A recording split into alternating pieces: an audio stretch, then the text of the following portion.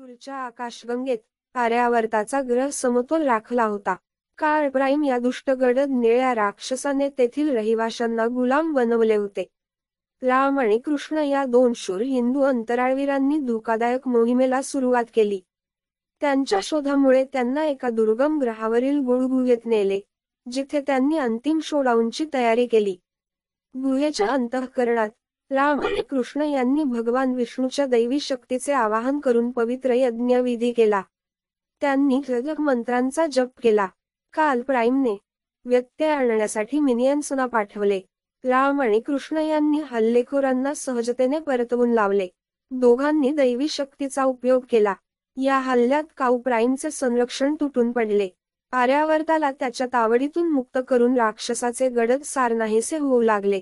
अंतिम विजय स्फोटाने दुष्ट अस्तित्वाचा पराभव केला, ग्रहावर शांतता पुनर्संचेत केली. राम आणि कृष्ण आर्यावर्तात परत आले.